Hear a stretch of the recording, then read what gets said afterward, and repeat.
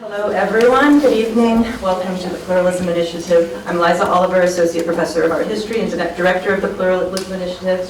And I'm very happy to introduce to you Naomi Murakawa, Associate Professor of African American Studies at Princeton University.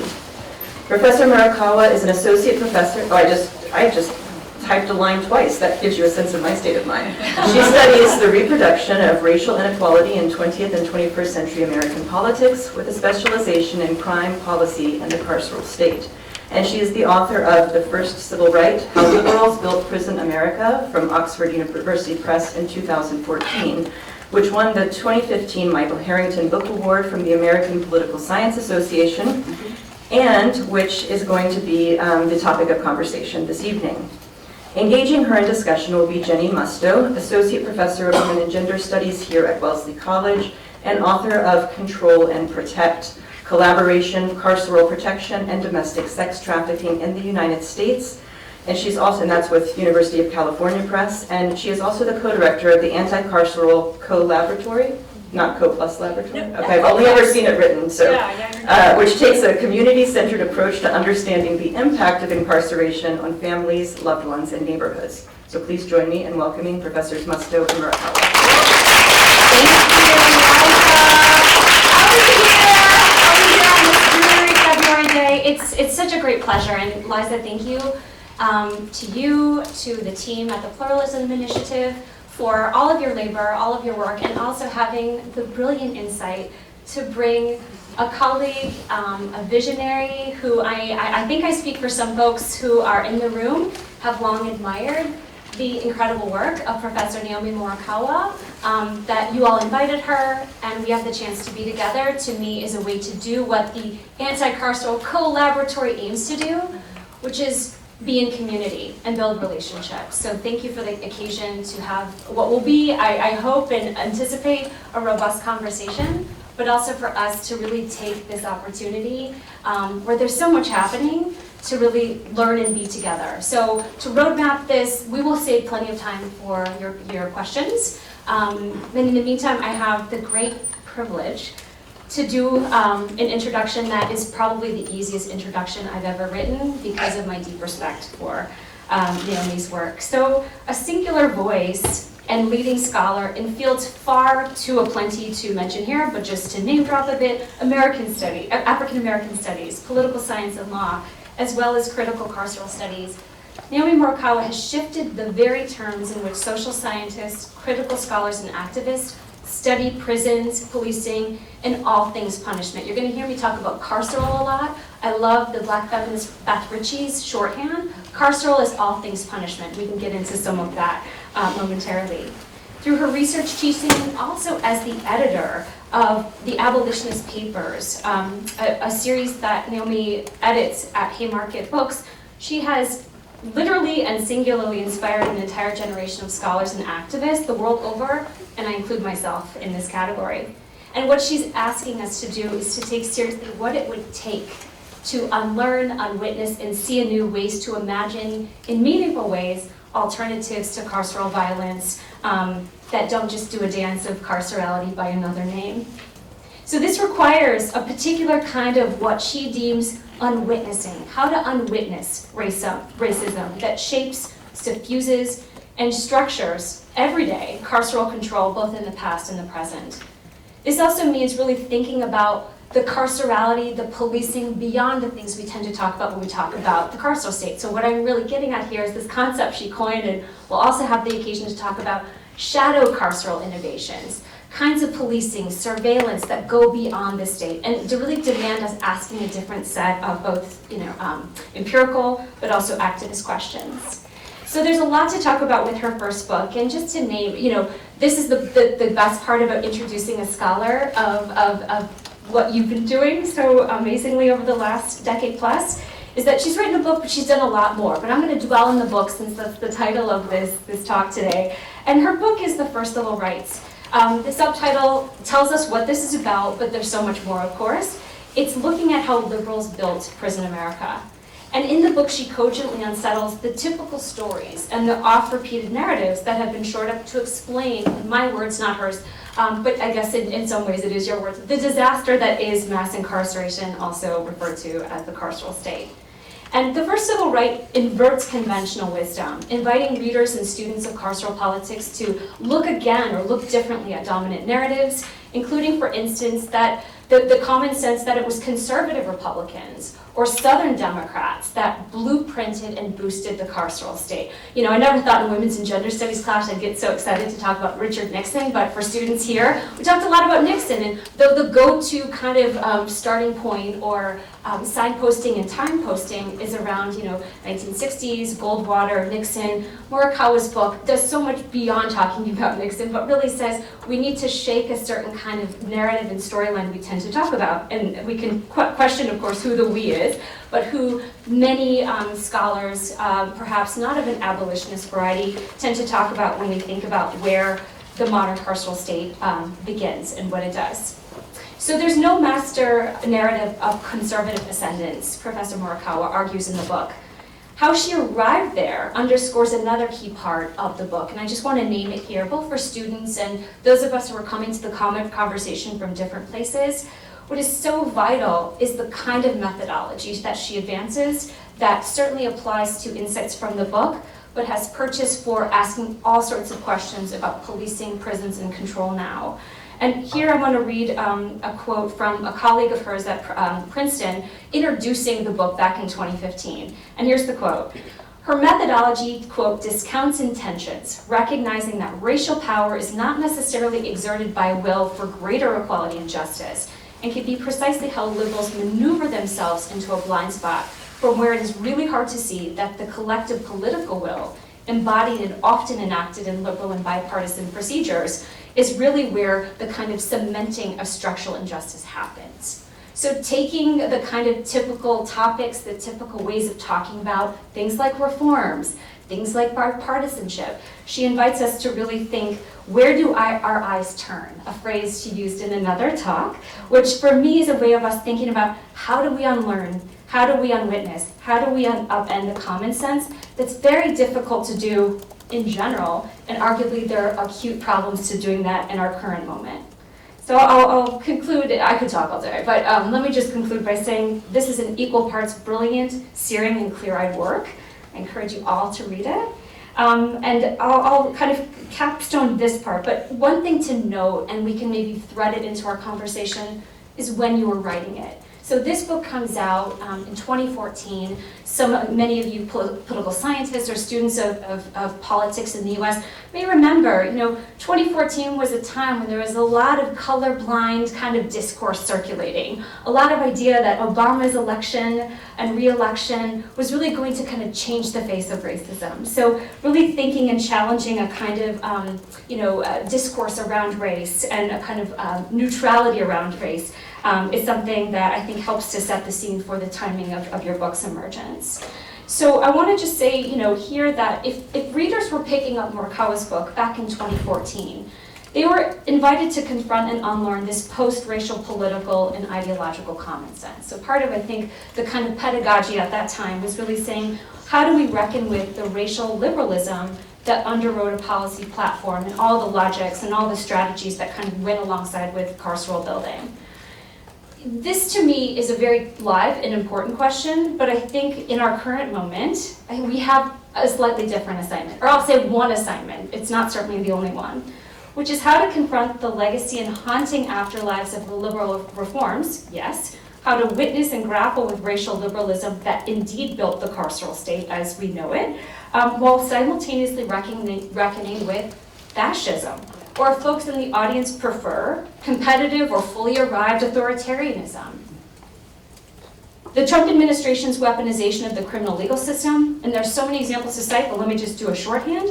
The weaponization in the form of the decimation of rules, jettisoning of procedures and professional standards, the dismissal of rights-based protocols, among one too many others, with mounting daily evidence that MAGA-styled carceral politics and enforcement strategies therein that baldly, affirm racial profiling, unlawful seizing and unlawful arrest of people without a warrant and without a probable cause. Really, I think, makes us think differently or alongside the questions that certainly are mapped out in the book, but raise some new questions and maybe even intensity in our current moment. So if it's okay, and it has to be okay, because this is a great occasion to be together, can we just join collectively together to thank Professor Murakawa?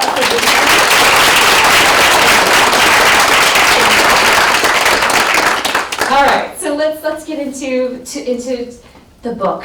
I think we have a number of folks who have read your work, some folks that haven't. So to start with the argument, really to start with the kinds of ways in which racial liberalism, a concept you define in the book and elaborate on, but also the kinds of examples that really help to make concrete for folks who haven't read the work what you were aiming to do and conversations you were hoping to seed with the book. Okay, that was so nice. I feel like we should just eat a pie and go home. That was really lovely. Thank you. And thank you for coming today. I have to say, I'm not sure that I would be very welcoming to a conversation that is centrally attacking liberals and racial liberalism right now. There are many, many, many terrifying things on the immediate horizon unfolding before us. I'll say this about racial liberalism. It makes sense to me that there's an eagerness to double down on a certain kind of liberalism right now, a liberalism that says, remember, race is socially constructed. Remember, we can get to know each other with a little bit of contact. Remember, we can learn things through education. And remember, we can make institutions fair and equal for all as long as the law is uniformly enforced, right? This is the time to double down on those kind of liberal and racially liberal claims. I will take us back to a moment of the congealing of ideologies of racial liberalism, which was sort of during and immediately after World War II, where this sort of faith in eradicating individual level irrationality was a response to fascism in the globe and the alliance with racial liberalism was a rejection of scientific racism. And as African American freedom fighters during the period would say, World War II is when we fight for double victory. Victory against fascism abroad and against racism at home. That was a deep congealing moment for racial liberalism.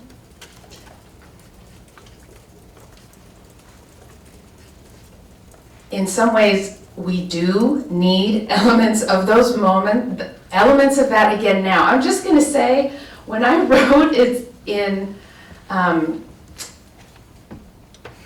so it's published 2014, right. And you really work on it like 08, 09, 010, 11, 12, and then it's like you drag your feet through copying it, and then it comes out. And it was a bizarre it was a bizarre time where the narrative of we have hit a post-racial America was here and just wouldn't go away. And it was so ridiculous because everyone who you would want to talk to or have lunch with knew that that was just a stupid fabrication and cover, yet it wouldn't end. And year after year, anyone who has anything with a pub date of 09, 10, 11, 12, 13, 14, 15, and maybe even 16 has to begin with some reference to, some might say we're in a post-racial world, but that's not quite right. And so it really stamps the publication in a way that is, frankly, unfortunate. And I'll say the doubling down on racial liberalism that I see happening now makes sense because the kind of fascist, racist resurgence of that was the aimed double victory of World War II is truly on the horizon here. I think many scholars came into the moment of 2010 with a hope that there would be a floor in which it would be thought of as socially unacceptable to embrace scientific racism. And that floor that many people hoped and imagined was there is just not there.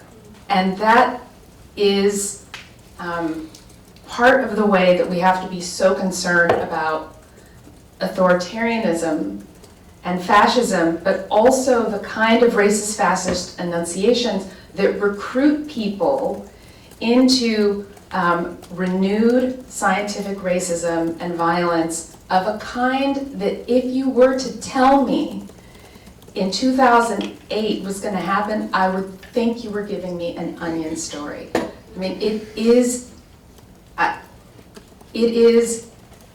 devastating. There are reasons to be panicked and outraged. We have a head of the EEOC who makes ambulance chasing cheap lawyer ads trying to recruit white men to come forward with their claims of race and sex discrimination. We have anti-woke hotlines in which everyone is encouraged to report on their teachers, college and public school alike. We have a Secretary of Defense / War who has white supremacist tattoos on his body. We have a president who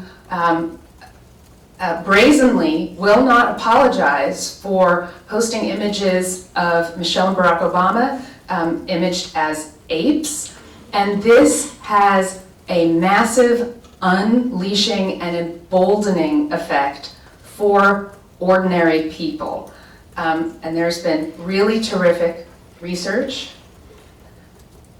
I'll flag in particular an article called Trickle-Down Racism that is looking at how Trump supporters pre his election certainly held racist attitudes and dehumanized attitudes about black people, but post-election were willing to double down on that on a whole new scale. And when I say dehumanizing, I truly mean the test was, here is an evolutionary scale from ape to Neanderthal to human. Where on this scale do you place black people? Right. So the emboldening effect of a leadership that is not only implementing terrible, violent policy, but actually deputizing and authorizing people to engage in descending into the gutter below that floor, that already low floor that we thought was in place. This is monumental, right? So I was dwelling on this when I was thinking, do I really want to come to something called the Pluralism Initiative today and make a case for saying that we need to be really careful in embracing racial liberalism? And I'm still actually going to say we need to be very careful about what is coming forward with liberal and racially liberal reforms right now. To the extent that anyone is putting them on the table, most of them, I think we can anticipate, will further grow and professionalize the carceral state rather than stop it in its tracks. The same feckless, incompetent Democratic Party of the last 30 years is exhibiting whole new levels of incompetence and fecklessness now, which means the same terrible ideas are being put forward on a kind of replay that will keep rebuilding and rebuilding and fortifying the system that has actually created the underlying network for enforcing a fascistic vision. So I think one of the things that, and I hear you, like staying with the now and the very live, acute questions we need to attend to. One of the things that I think your book reminded me of, not that it needed reminding, but your work. We have some folks in the audience who've also written and theorized and thought about the carceral state, is the kind of sweeping historical the long view. Yeah. And to me, this is where maybe dwelling a little bit in how you defined and offered some examples of the workings of racial liberalism. Just as an aside, in my class yesterday, I had students read Miranda, because your book talks about Miranda. Yeah. If any of you have seen procedural shows, or you have the right to remain silent. So I thought, we'll come back to what we need to be talking about now, but to kind of bring it back to the sweep of history, because the idea, as I was reading the book about racial liberalism, it's not only an imprint. It becomes a kind of not even questioned series of associations. Sometimes critical scholars might refer to it as logics. But to me, part of the haunting language is that it can happen even where people are focusing on other things. So I thought maybe you could talk about if there are parts of racial liberalism and the book that you think hold, and maybe some concrete examples. Yeah. So I think a lot holds, actually. Sorry, I'm just when we talk about liberal and racially liberal reforms to the carceral state, we're talking about batteries of reforms that are intending to address this idea that error and racism slip in through discretionary mechanisms that allow people to implant their own racist, sexist, transphobic, ableist visions into the implementation of the law. So it starts with there are personal variations, perhaps aberrations and defects. So if we can create enough procedural lattice and contain the discretion, we can squeeze those impulses out of the decision-making process. We can impart enough knowledge and rights to generate a kind of fairness through the system. And this is where I think in the long stretch we see a kind of daisy chain connection between what we think of as conservative law and order, which is tougher, longer, harsher, and liberal law and order, which is never saying, let's cut sentences where they say long sentences. That's not the answer. That would actually be, that would be an oppositional answer, right? An oppositional answer to let's have more death penalty would be to say, let's abolish the death penalty. A liberal response actually, for the most part, did not put caps on the substantive nature of punishment, but tried to weave in certain kinds of protections that would squeeze out discretion and formalize the system. And formalizing a system is very different from actually trying to tackle it. So, and we are also talking about professional networks of violence workers, in particular the police, who are themselves savvy, politically adept agents who know how to take rules and adapt them to their own ends. So it's great you read Miranda. In 1966, that was thought of as a huge and important Warren Court decision. The campaigns that followed included Nixon saying that this handcuffed the police, that they wouldn't be able to do their jobs. The police learned to take Miranda and not only adapt it to their own ends, but actually use it as something that would provide a kind of cover that vouches for the entirety of the process. So Miranda rights, arrest, read your 4 rights. For the most part, people waive, sign a waiver, releasing their Miranda rights, and that waiver becomes proof of a certain validity to police process and police interrogation. Police get confessions of some kind or some kind of admission of wrongdoing from people they interrogate about 55 to 65% of the time. That's what they get post-Miranda. Pre-Miranda, they were able to get out incriminating information or confessions about 55 to 65% of the time. Meanwhile, Miranda left intact all of the things that make police interrogation so very effective, in particular the idea that police can lie, which was never confronted and I think hasn't actually been even proposed as a form of confrontation. Because why? Once you've been read your rights, you are a presumed equal player sitting across people who are armed to the teeth and have you detained.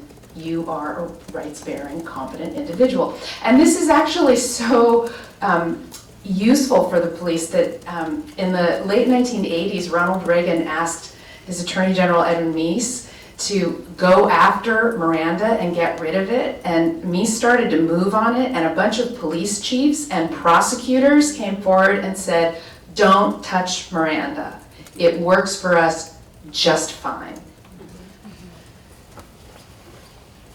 I got so many more. That's just, I want one more. Okay. Just one more. Yeah, because I think it helps to put some texture to the theoretical innovations are immense and important, but I also think something like Miranda and others you might offer helps us to really see, and to me you just crystallized it by when, say, Reagan is like, let's get rid of it, let's kind of have this seemingly conservative, tough on crime, and the ways in which it's been fortuitous and very beneficial to police. So yes, do you have another? Let's do sentencing guidelines. This was big at the federal level. So sentencing guidelines are an attempt to address judicial discretion that everyone knows produces terrible racial disparities. So the creation of the sentencing guidelines is an actual grid where judges are supposed to calculate criminal history on one axis and then calculate the severity of offense on another axis and then find the corresponding square and then give a sentence in that square. This is meant to provide a sort of order and to minimize the kind of wild variations that we see in sentencing outcomes. Now, when Senator Ted Kennedy put forward the first proposal for some kind of sentencing guidelines, he did put them forward with content that probably would have been a little anti-carceral. Not massively, but what was important about it is that his own grid had caps on maximum sentence, and once you have a cap on a maximum sentence, everything has to get scaled down. Okay, so he starts playing with this, 1977, 78, it keeps going. It's not, it sort of dies, it gets some committee hearings, dies, he keeps moving with it. Then he has aspirations for his own presidential candidacy, but he's still committed to fairness through the grid. So he starts doing negotiations with like Senator Orrin Hatch, Strom Thurmond, other major players, and they start to reformulate the grid in ways that keep the principle of the grid, which is we're going to strangle out discretion, but they keep changing the anchor of what a maximum sentence could be, so the numbers for everything just keep getting higher and higher. And in fact, they anchored the highest penalty at life. So instead of thinking, oh, a 1 month sentence is a really long time, like a life-destroying amount of time, the thinking is, well, if the maximum is life, then consistency means gritting it down from there. So what started as a racially liberal idea, we will squeeze the racism out by hardening and creating enough constraints just through political process, held that core, which is we need a grid, but then sold out all the substance of the grid, which means we get the worst of all worlds. Longer sentences that are formally enforced, and frankly, there's still huge racial disparity. And I think one of the things in hearing you catalog and go into these granular details is that against the backdrop of public reckoning, whether 2020, the murder of George Floyd and countless other Black and brown Americans, we have these kind of policy debates that go to bureaucratic hell, Yes.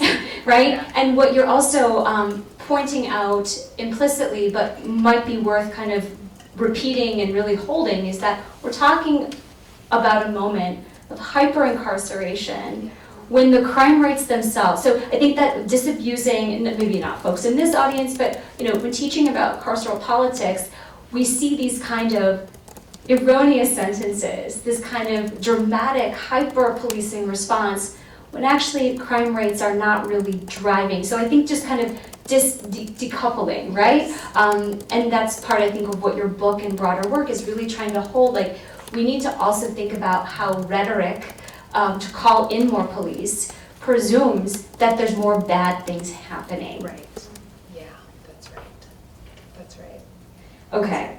We're going to come to the current moment, but first let me bring in another really important piece and part of your work around the shadow carceral state. I'm going to be brief about this, but I could talk about it forever. So if any of you are paying attention to the news about shadow banking, the shadow docket of the Supreme Court, long before people were talking about the shadowy elements of state machinations, you were writing and thinking with your co-author, Beckett, about shadow carceral innovations. There's a lot to be said about that, but maybe you could define what it is, why we ought to be paying attention to it now. And just as an aside, my introduction to your work came by way of the shadow carceral state when I was looking at ways in which people who in name were called victims of trafficking, but ostensibly were subject to arrest under the guise of, the state protecting them. Right.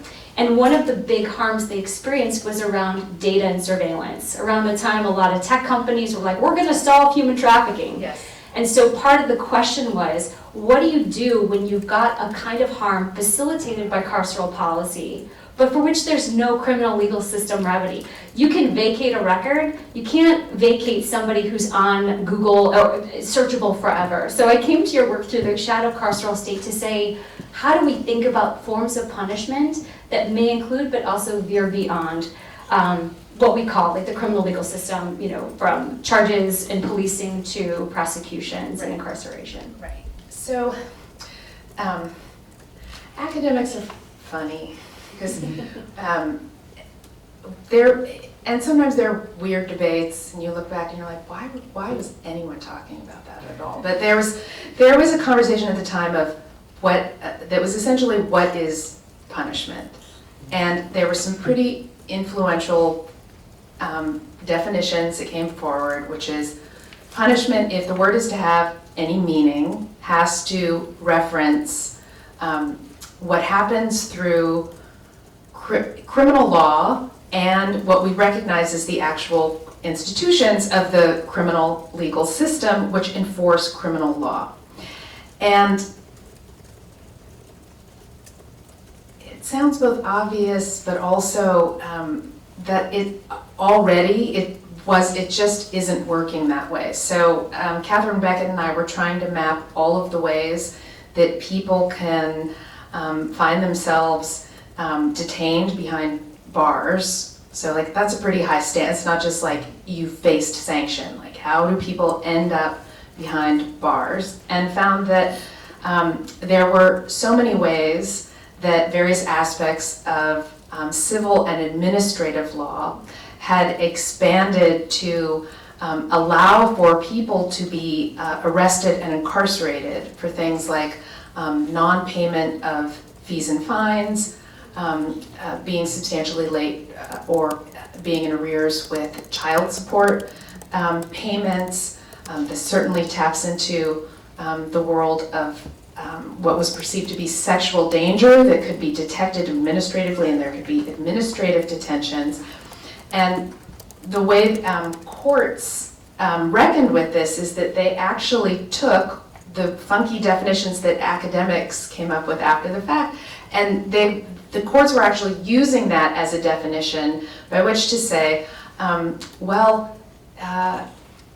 immigrants being held behind bars, even though they're in jails, and they have no freedom of movement, and it looks like a jail. Some of them are even actually in jails, because that's the way it works.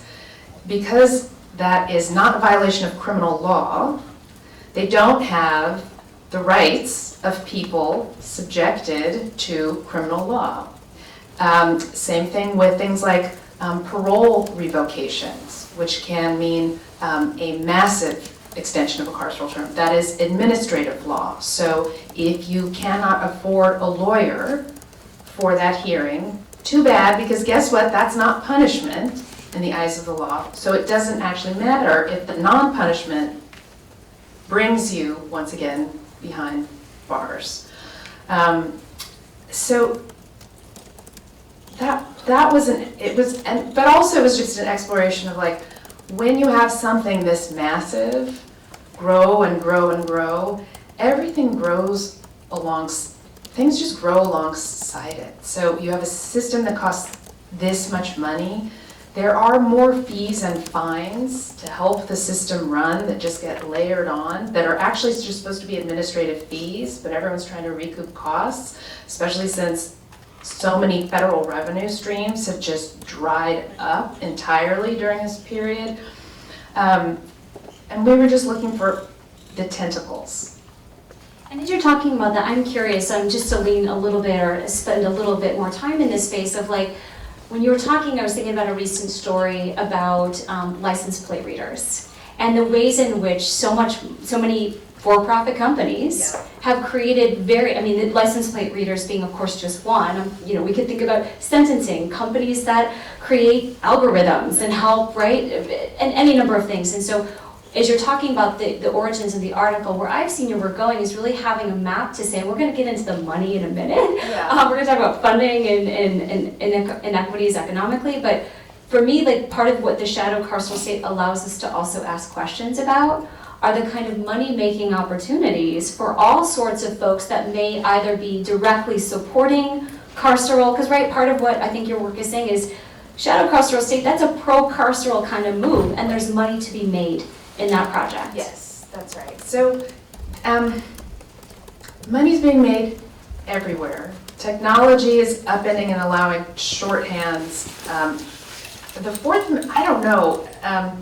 Amendment is just kind of a dream that someone had once that doesn't bear any real relevance to life at this point. License plates, just on license plate readers, there are many schools that, because they feared active shooter situations, schools got themselves fairly high-end camera systems that also link with license plate reader systems that in theory were supposed to be for a crisis situation of a shooter. They are now just being accessed by ICE in a dragnet fashion, so ICE can make strikes as people are dropping their kids off at school.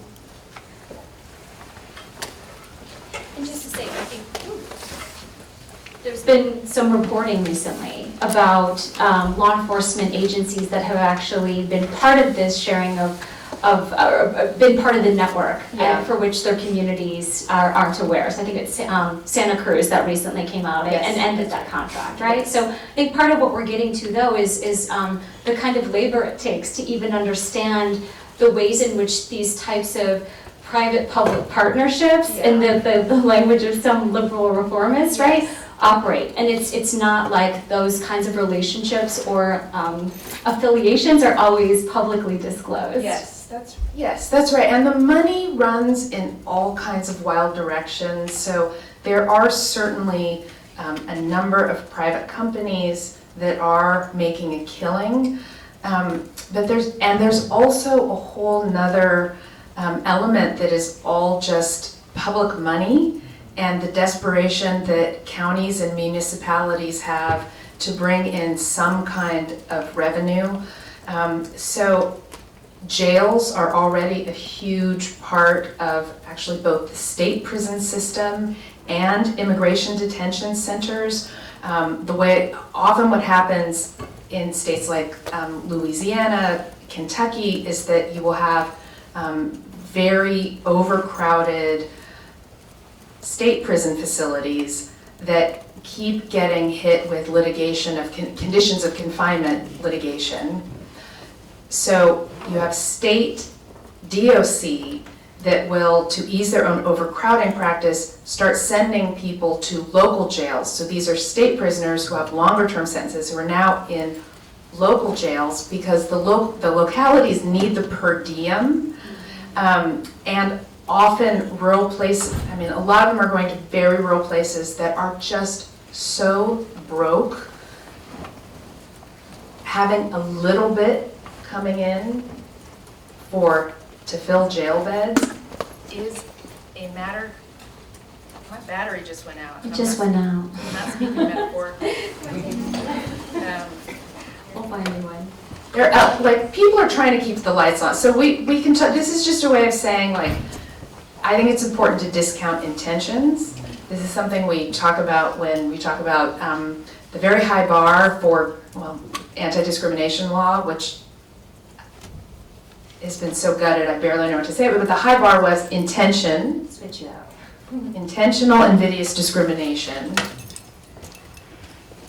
And a charge that many liberals had was, well, there's unconscious bias and implicit bias, so people don't know what they're doing. That's fine. But there's also a level of, like, sometimes people don't have intention. Sometimes the intention of the county clerk is, we are broke, we have no money, let's go ahead and fill the jails. And it doesn't even necessarily go with anything I can identify as a punitive ideology.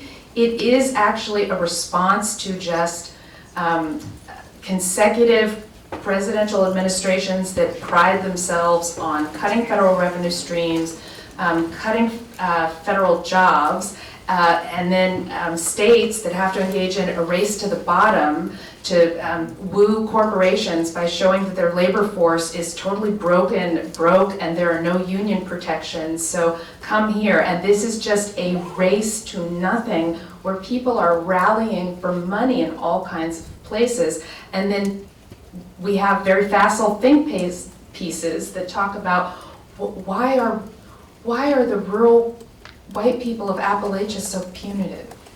Like that kind of classic, just condescending, like racism lives there. Well, why racism is always a valid question everywhere, and also there we can ask questions about why people are so broke. They need money. And why prison towns become a way to provide some kind of meaningful job, right? And I'm thinking of Judah Shep's work here. That's right. Exactly. That's right. And I think that kind of brings us into, just as a little cliffhanger, I'm going to ask you about Epstein. I was going to ask you. Oh, you are? Okay. No. But I actually think is a way to get into Epstein is to kind of dwell a bit on class. Yeah. Because we're talking about, what I, just paraphrasing, the inbuilt, sustained, perverse incentives for cash-strapped municipalities where you rely on that kind of, the punishment is allowed, as you kind of named, to keep the lights on. So, we can think about, the effects of neoliberalism, how that connects to criminal legal system expansion. But I also think you're pointing to another piece of the economic puzzle we need to be talking about, around two tiers, or even a kind of, if not co-equal two tiers, the ways in which what we mean by justice and who gets cover or some kind of inkling of abolition are those who are muddied, who can lawyer up, right? And so maybe you could talk a little bit about the economic piece to where we're at now and why grappling with some of these liberal, and liberal conservative, when and where to keep things working relies on punishment as a business, and maybe some of the acute or downstream effects of that too, of systems that don't allow for people without money to actually have the same kind of whatever rights mean, right? So maybe you could talk a little bit about any number of those. So there's a really great book that's probably out of print from the late 1980s called The Rich Get Richer and the Poor Get Prison. If anyone is looking for a senior project, I would just take that book and try to write the 2026 updated addendum, because that title certainly still holds. So in the midst of this, an extension of the already devastating 2017 cuts that were a huge upward redistribution of wealth, you have a game plan in which there's first going to be this sort of payout, And then the argument is we're so strapped for cash that we're just going to start blowing up everything else. And I think of Elon Musk with his little gold chainsaw, doging, destroying federal government jobs that have historically been an engine of modest upward mobility, in particular for Black families and for Black women. So while massive expertise is being just annihilated in the federal government, so that, I don't know, you really need that extra 100 million piled on top of your coffers. We are actually talking about, sorry, I'll just dwell on the federal jobs things for a minute. Like, people have been throwing around this number of, in the first 8 months of the Trump administration, over 300,000 Black women have been fired from their jobs. Many of those are federal government, but not all. And this is a moment in deepening intergenerational racial wealth disparities that is a standalone moment. When we talk about 300,000 Black women losing stable, good jobs with benefits, we are talking about something devastating for people who rely on that expertise, and we are talking about a generational effect for so long. Sorry. And that is just like, government jobs are good jobs. Like this, when we talk about, so my dad was a probation officer. He told me once he would have worked at the post office, but they weren't hiring when he went for his, like this is the kind, and I grew up with the phrase, government jobs are good jobs. They're not always the highest paid jobs, but they are stable. They have good benefits packages. You get dental, which is now considered a luxury, and no, for real, it's considered a luxury in most jobs. So when, and the destruction of eliminating so many of these jobs and creating these tiny pockets where the only government jobs people can get are prison guard, ICE agent, and then if you can't get that, more and more people are going into private security, which is terrible pay with terrible benefits, but hoping to use that as an avenue in. This is part of the creation of a garrison state where the provisions for work at the federal level are essentially war and military contracts. The provisions at the state level are, in many places, like 40 to 50% of state coffers are going to the Department of Corrections. And then you have strapped localities where the major funding competition is between schools and police departments. And this is the reality of structural impoverishment and impoverishment of the commons that we have created so that any notion of a public luxury like a library is gone, so that private luxuries for a very small handful of people can become even more luxurious. Epstein. Oh, do okay. So I wanna find a way into this because of so by way of just briefly introducing the work I do, I've been working with communities that have been advocating for themselves around harms related to sex trafficking, so instances where people have been forced or coerced or by circumstance to be embroiled in forced labor situations. But I've also spent I would say my activism, and then the career followed, learning from sex workers subject to policing by the state and the myriad ways in which criminal legal system strategies to respond to violence creates additional compounding structural harm. So my origins have to the carceral, and how I came to abolition starts with survivors who had, and I think this is maybe a way to name something about the liberal, where you're talking about racial liberalism, I'm talking about carceral feminism. A feminist idea, and I say this in teaching, but just to state clearly, I have not met somebody who identifies as a carceral feminist. Carceral feminism is a critique, right, of a certain kind of common sense or strategy that says we need more police, we need stiffer penalties for folks who have abused or done harm in the name of gender justice. And Elizabeth Bernstein coined this term, many others have taken it up. So for a long time, the basic but vital question has been, how come we've got all these anti-violence laws on the books, and I'll come back to Epstein in a moment, I'm not hedging, that anti-trafficking is a huge industry. There have been scholars who have followed the money of anti-trafficking. And let's just say folks on all sides and all ideological stripes love to talk about this being a bipartisan issue. So for me, the linkage to your work is seeing in the anti-trafficking industry all this money, all this interest, what can bring together evangelical Christians to the table with criminal legal system-minded feminist lawyers, with the effect being that there are very few people who consider themselves trafficked who get justice, and a huge amount of people who don't see their experiences as trafficking, but have been subject to the harms of the state.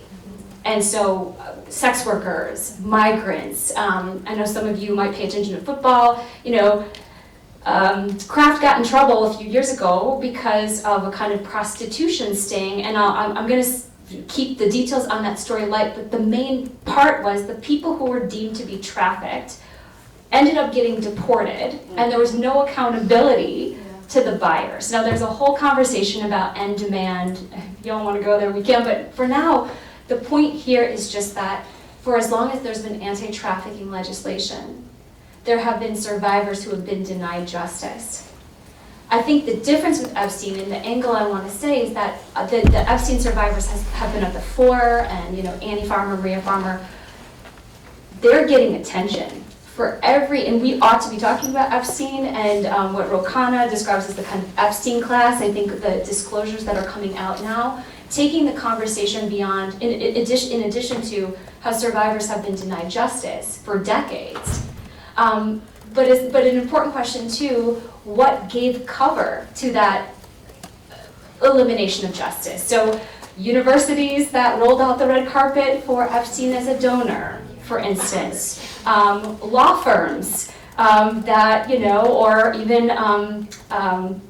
her name is escaping me, the former, I think she worked in the Obama administration, Catherine Rumler, do I have that right? I'll fact check myself, who, was also, the bipartisan anti-trafficking rhetoric, I think what's being revealed is that so much of what the Epstein class or case underscores is that survivors have been denied justice for decades, despite all the investment suggesting otherwise. But the people who are getting our attention now are not exclusively, but overwhelmingly white. And the group of folks that I've learned and been in conversation with for a long time are many survivors of color who've been criminalized for their survival. So I think there's a big question about racial justice too, that has not, at least in my limited, I try to keep a little bit of a dosage with the Epstein reportage, but there's not been much talk at all about the racial politics of Epstein and how that's quite a different story than many survivors. Last thing is a kind of project for students. There's been a lot of discussion about this sweetheart deal that Epstein got.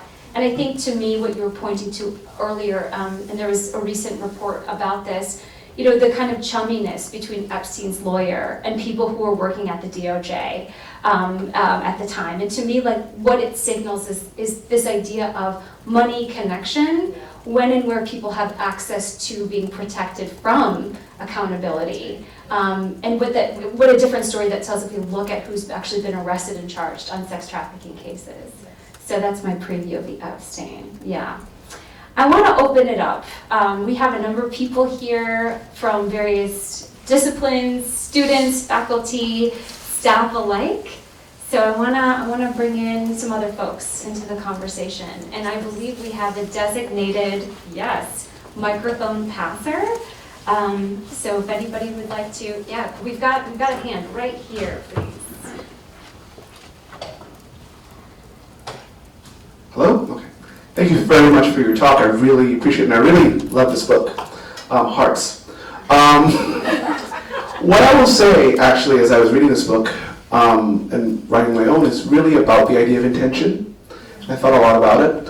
One thing in particular that I thought about is work by like James Forman or Keonta Taylor on the kind of the class of African Americans who were very thoughtful and in some ways had some conflicting desires about mass incarceration. A lot of why I think about this is because part of what ends up having the shadow policing is, in my mind, part of a broader constellation of governmental practices, which are kind of how you kind of create discretion in the 90s and into the 2000s, and how that can be used oftentimes by representatives of color to kind of show and prove your racial bona fides by being tough on crime. Yeah. So how do you think about, in some ways, this kind of broad, long view in which the architecture is created by liberals and then perfected by conservatives, and how does it interplay with how oftentimes they can sell it by being responsive in some ways? Yeah. I think you're asking about cover. Is that right? Sure. I mean,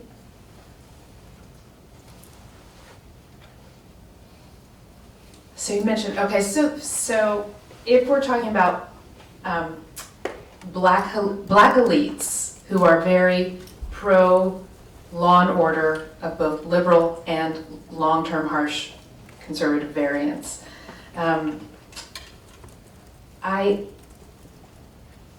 think there are probably at least two things going on. One, taking Forman to heart, I do think there are at local levels historically like very serious, very real, grounded, and sincere concerns about a nation that is willing to show just blithe disregard for homicide rates. And Forman's story of DC in particular, to me, most of it does not strike me as a story of black elites who were trying to prove to outsiders that they were tough. They were deeply worried. They fought things like, they opposed things like marijuana decriminalization, which some of the white left-leaning people of DC were advocating, because they saw a level of devastation from heroin, and they feared that decriminalization was a way of white people just saying, we'll allow it, and show no regard for the lives lost and the death count. And I think that the sincerity of that is something I think is very real, especially when we're talking about certain city level officials operating within their own city.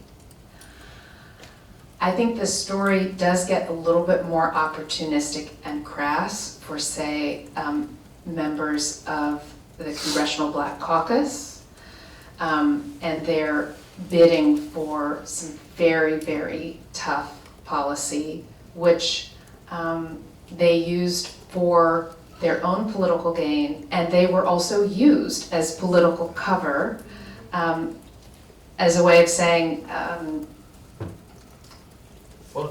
yeah, exactly. They signed off on it, so it can't be racist.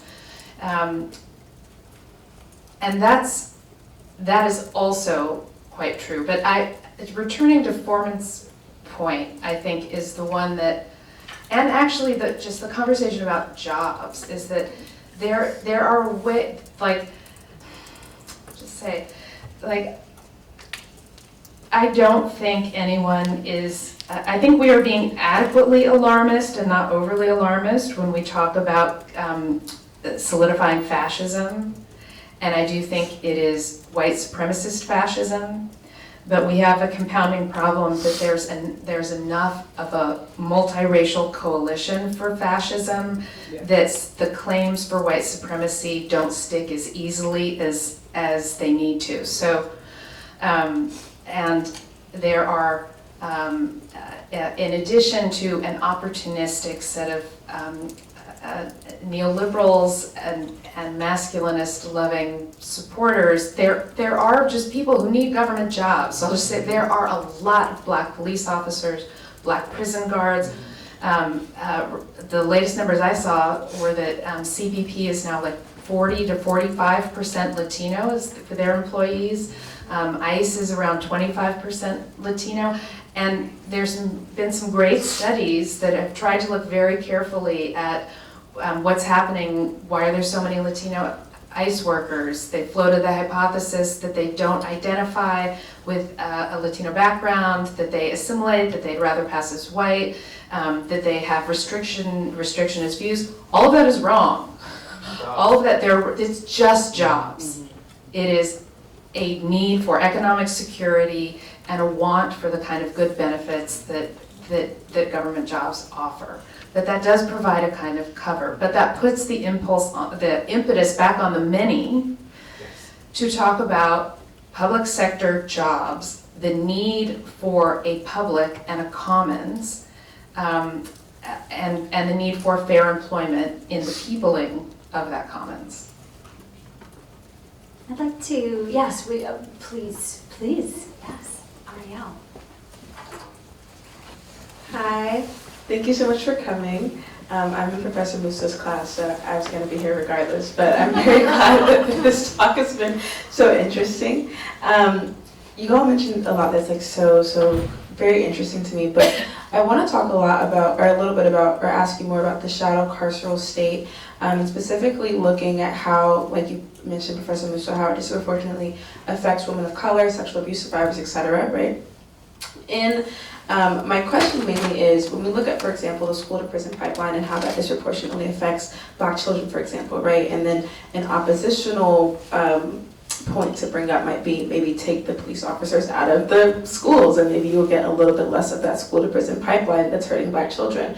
What can women of color use, or I should say all women as in general, what can we start to be asking or thinking about when it comes to trying to figure out where the shadow carceral state interacts in order to exacerbate the current issue of women of color as sexual abuse survivors and the later criminality that comes from surviving as a woman of color versus a white woman? I hope that question makes a little bit of sense. That is a great question. I'm thinking, and while I'm thinking, would you like to jump in? You know, one of the things, I don't know if this answers, but I think what it made me think about, and you can hold me to the fire if I'm not sufficiently answering, one of the challenges of I come back to this over and over again. Some of you who know I spent a lot of time in LA, and LA County Men's Central provides a huge, like, if you're gonna get mental health care, it's in the county jail. And why I'm bringing that up in this conversation is if we're really thinking about whether the shadow carceral state, where do we have money to support people? If you can't get a job at the library, you might be able to get a job at the jail, right? I mean, so the reason to me the economic question, the investment question becomes so important for anyone ensconced in the criminal legal system, but certainly for survivors, like where do people go? And I heard this over and over again with when I was searching and asking earnestly. I'm going to borrow Lee Goodmark has talked about being a recovered carceral feminist. So she really tries to get away from this idea that everybody arrives at abolition. She's like, I believe this system could be changed. She has a legal clinic at the University of Maryland. And I relate to that because when I was studying anti-trafficking and looking at, different theories, I was really like, where do people go? And I heard over and over again, people both within like probation, but also I know we're not talking about intentions, but people who cared, and I know we can't know what's in that person's head and heart. They cared, and they're like, people don't have anywhere to get some of these services. So it's a way to kind of sideways get to your point. I think if we're gonna really think about the meaning of the shadow carceral state, or just the fact that to get basics, to get mental health care, to get safety, there has been this kind of crystallization that it has to be attached. And in the anti-violence case, it literally is attached through like acts that compel social service agencies to partner with law enforcement. So the kind of roundabout, so for me with schools, like if there are questions about safety in schools and that to prevent against a certain understandable concern about, right, things that can happen in schools. Certainly we haven't talked about guns, but any number of very real violence. I think to me what your question is asking us to really grapple with is we can't imagine a version of safety that doesn't involve bolstering certain carceral responses, right? I think that's to me part of what Naomi's work and others who are talking about abolition. Abolition or defund, this isn't about destruction, this is about what does it mean to think about something different? How do you actually build that? And so to me, like it's a way to say, how do we fund stuff and allow for people to get the jobs they need, get the benefits, get that dental? Yeah, so I know it's a little bit but to me, like the heart of what you said that I really relate to with the anti-violence story is how do we ensure that survivors who need and demand and deserve protection get it and don't have to make a Faustian bargain by having to go through a criminal legal system that might compound that interpersonal violence by creating ever more forms of structural racist violence by liaising with the criminal legal system. Anyone else? Keep thinking.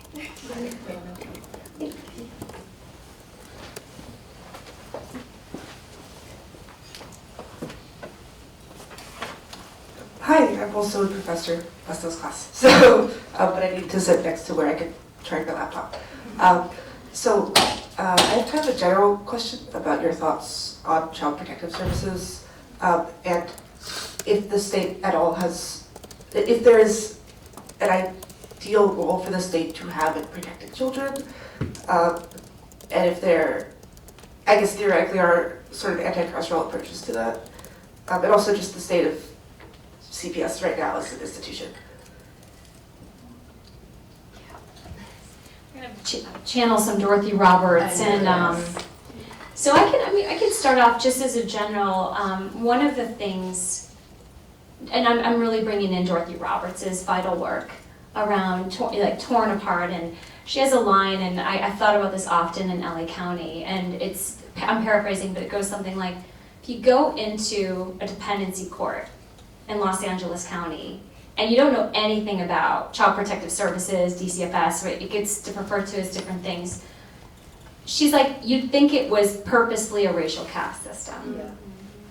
And what her book and many folks who are looking at, and there's debate, right, whether we call it Child Protective Services, some prefer family regulation or family policing systems, is really trying to make this idea that in the name of child protection, right, which is, let me be super clear, incredibly important. We need everybody to care for children. Children deserve all the care, all the resources, all the great school.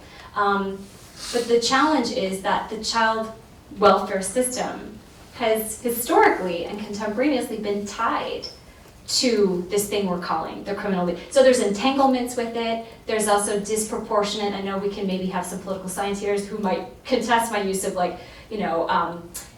language that might be too reformist, but there's disparities is really the point. And part of what I think critical feminist scholars and certainly Dorothy Roberts in her work has really tried to say is, if we really want to take seriously the idea of something like Child Protective Services, then how do we kind of think about all the way, even if that was like a model, it doesn't work for a lot of families. In fact, it can create ever more types of entanglements. And I'm thinking here specifically of a court I did research at where somebody might have not been able to pay something, so they become kind of embroiled in the criminal legal system.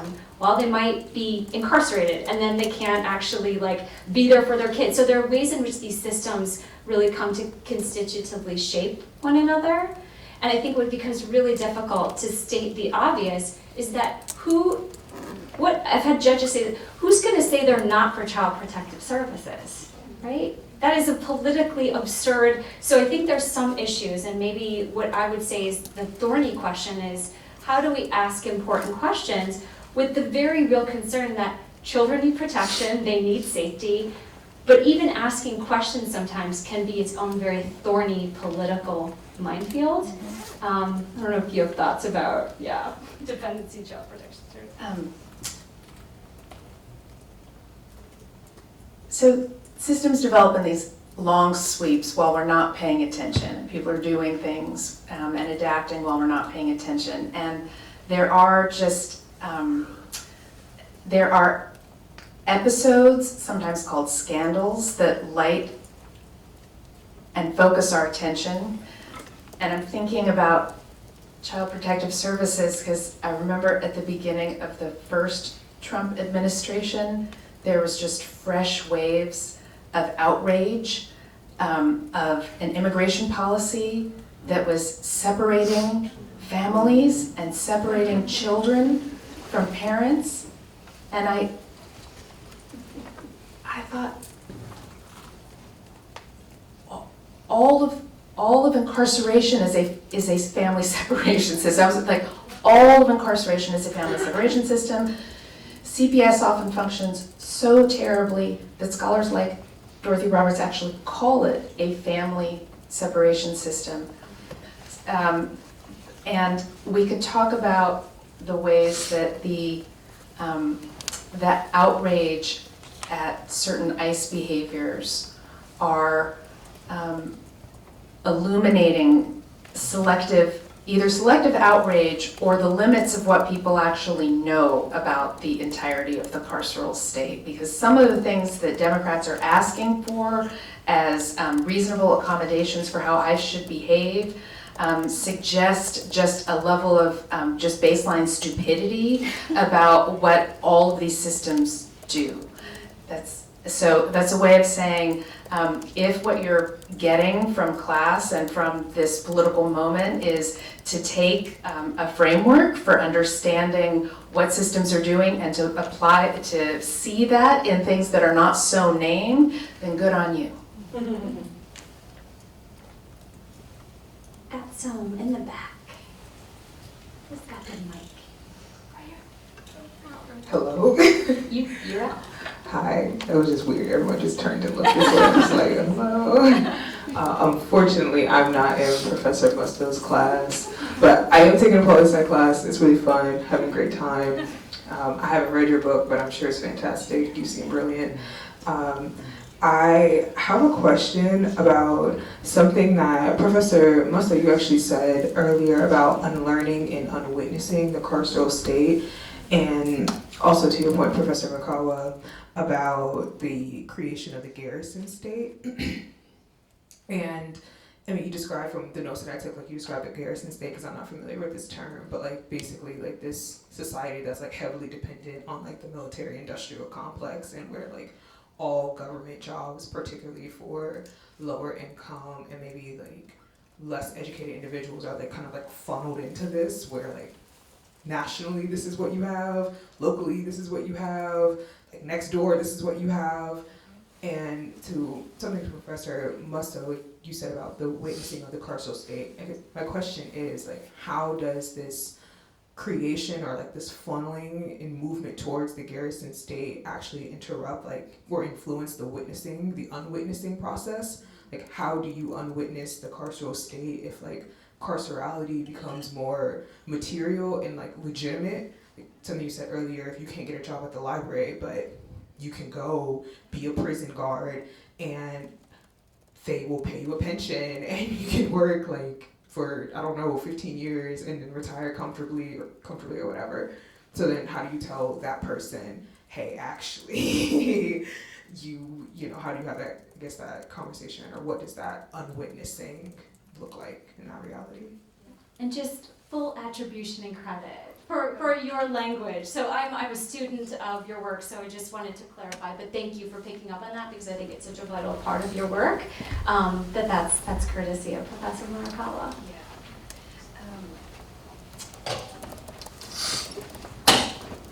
The students here are really awesome. Yeah.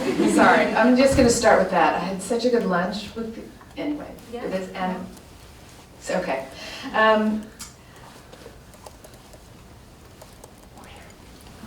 Okay, I'm gonna be honest, I have no recollection of writing about unwitnessing. This is so funny, I'm sorry, okay, all right. But I'm gonna run with it anyway. I'm like, right, I have a colleague here, right? Yeah, we have somebody who cited you, so if you wanna, we can dial a friend. This could be a dial a friend. Okay, good, all right, Yeah. all right, Yeah. very good, all No, right. I Okay. mean, Professor Princeton, didn't, no, you passed?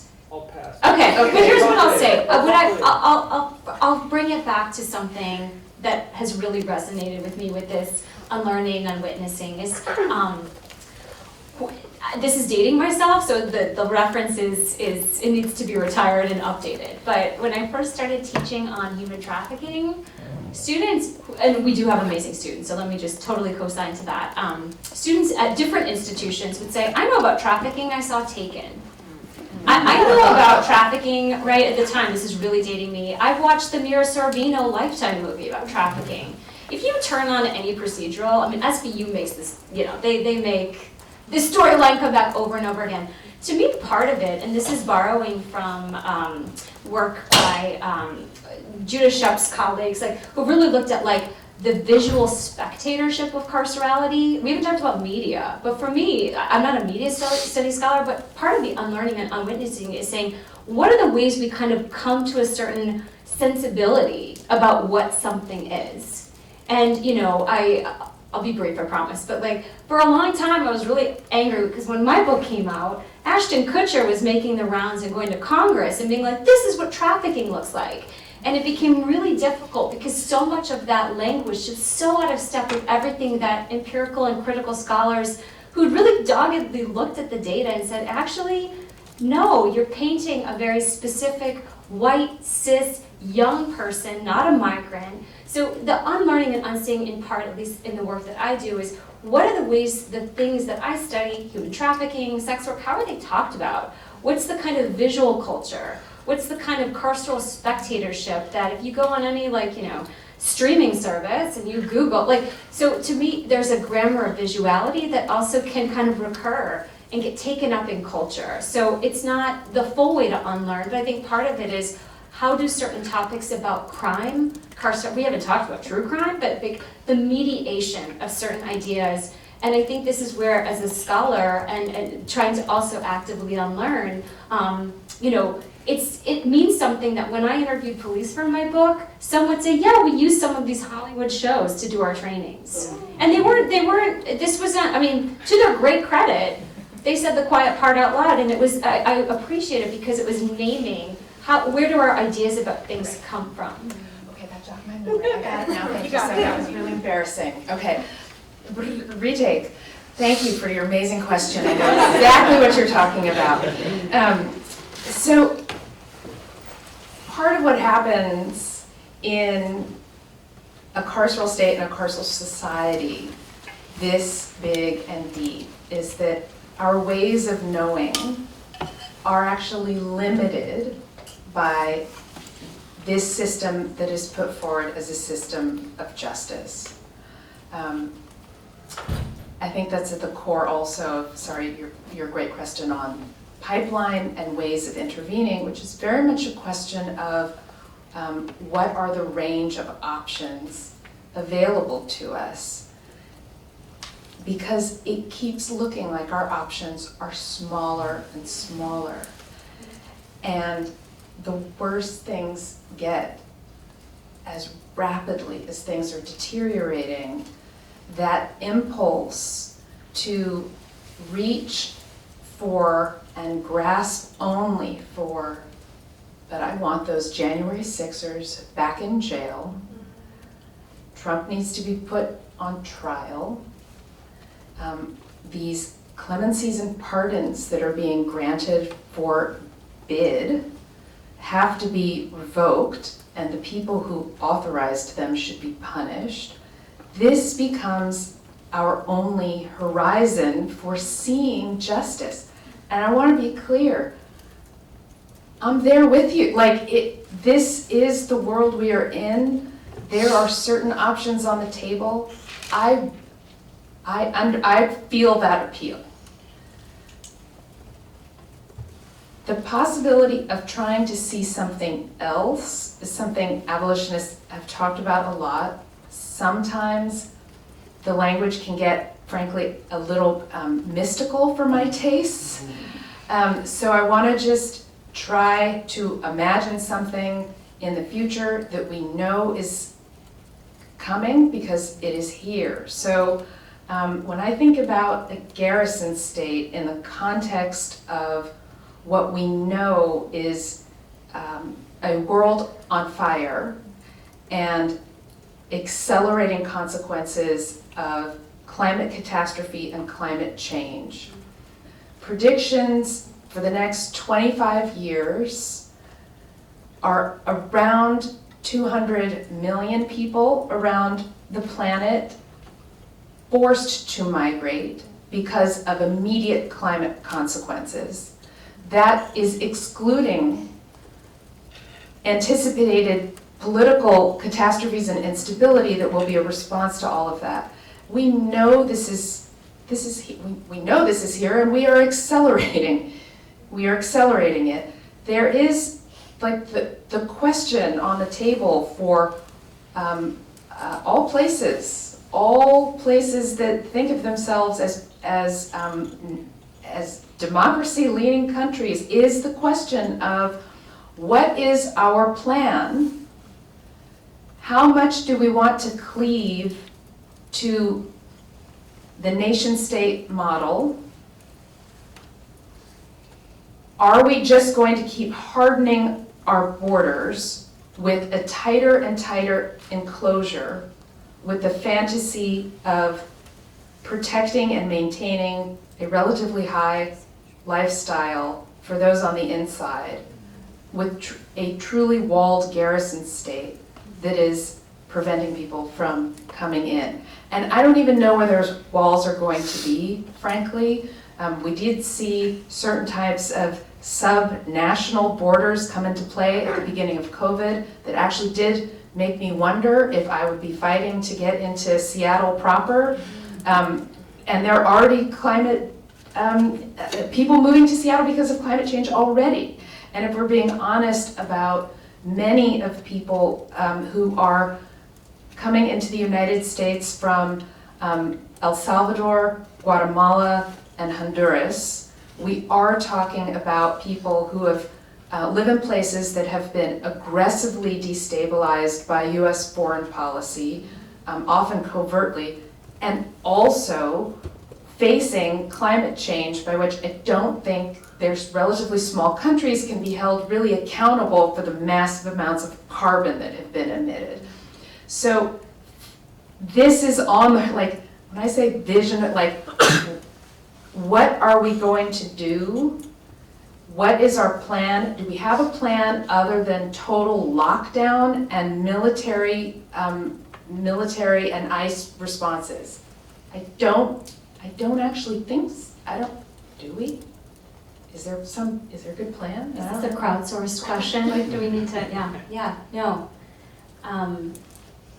No, I think that what you're doing, and I appreciate your point about attunement to language. Whatever people may or may not think about abolition, I think what you're describing are ways to train for, can we even imagine something else, right? So in part the diagnosis, that matters, the interconnections across issues that don't tend to be talked about but ought to, but also what is that, there is one word, and don't worry, I'm escaping and like where you wrote it, but this word I've latched onto it and I love it because I think it really speaks to the kind of foreclosure of some of this imaginative work, and you talk about the defanging. If we have a certain kind of way to talk and train and thinking about things, how does that both explicitly or implicitly, especially in a moment of polycrisis, an emergency, defang just the question, do we have a plan, right? What are ways in which some of these issues that tend to be talked about, not by everybody,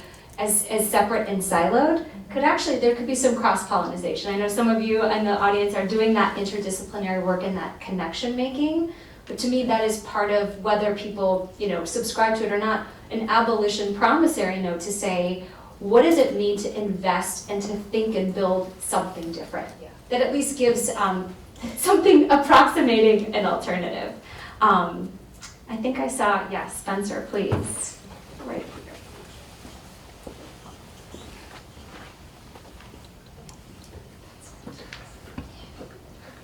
Thank you so much, Spencer, a guest from BU. So glad to be here. What a wonderful talk and questions as well. So my question is about local police, but I do have this, it connects to this unwitnessing thing. So this is from your 2019 annual review piece. It says, ignorance is no absence of knowledge. It is rather the cultivation of institutions, ideologies, and rhetorical mazes that unwitness racism. And that line always stuck with me.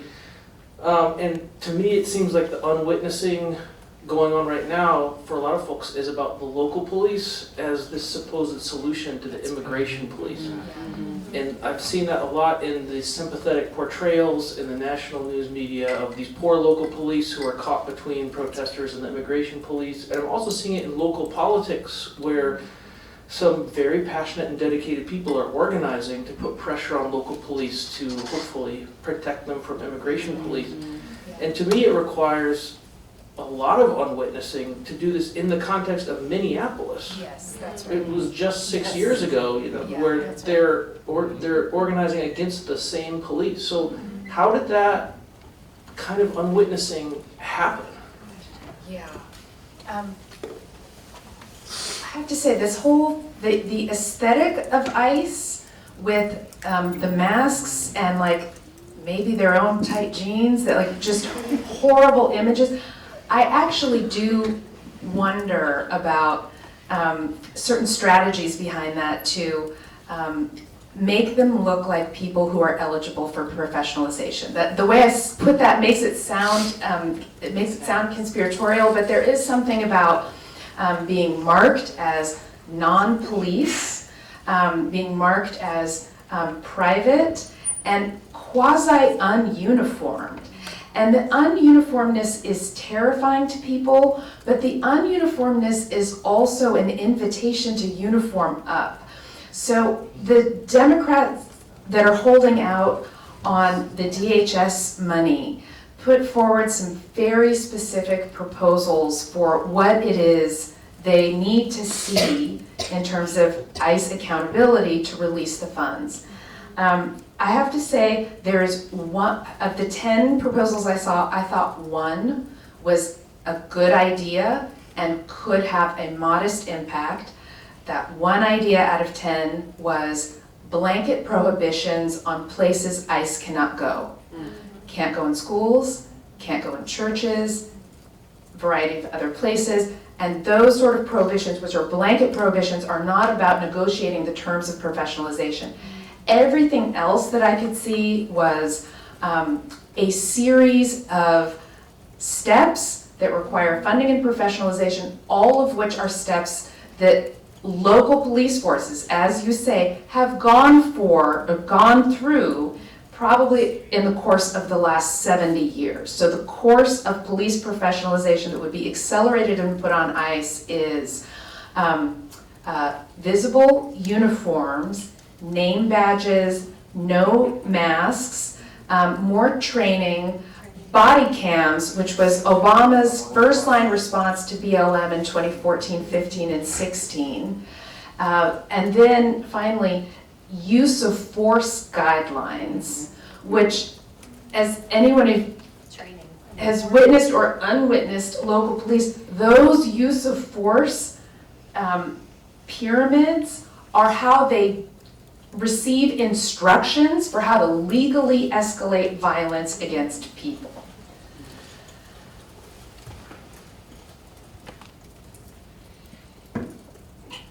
And it is amazing that there is such a quick retreat into local police, given that the largest sustained social movement of the 21st century was just a few years ago.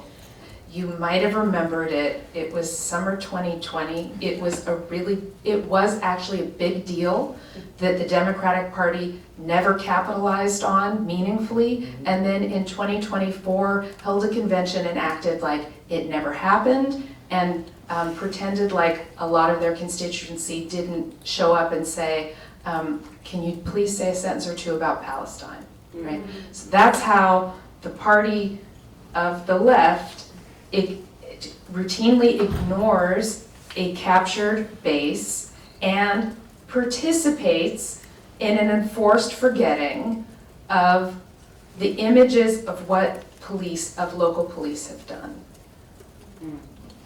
So we are precisely at 6 o'clock.